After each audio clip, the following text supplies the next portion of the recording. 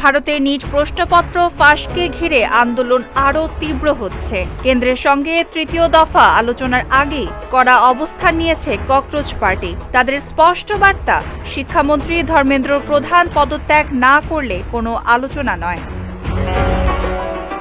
Cockroach পার্টির মুখপাত্র আশুতোষ রাঙ্কা জানিয়েছেন, শিক্ষামন্ত্রীর পদত্যাগের প্রশ্নে কোনো আপোষ হবে না। সরকারের পক্ষ থেকে ইতিবাচক সিদ্ধান্ত না এলে আলোচনায় বসারও কোনো অর্থ নেই।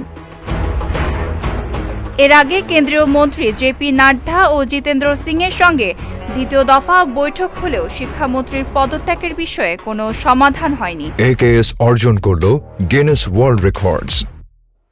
AKS যদিও বিক্ষোভকারীদের বিরুদ্ধে আইনি ব্যবস্থা না নেওয়া এবং ক্ষতিগ্রস্ত পরিবারকে ক্ষতিপূরণ দেওয়ার বিষয়ে সরকার নীতিগতভাবে সম্মতি জানিয়েছে।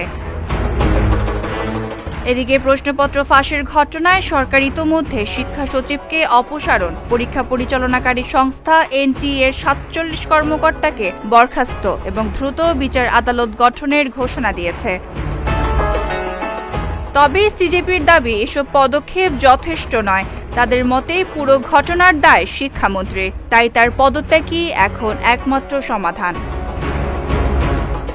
শিক্ষামন্ত্রীর পদত্যাগের দাবিতে অনড় সিজেপি, আর সরকার চাইছে আলোচনার মাধ্যমে সমাধান।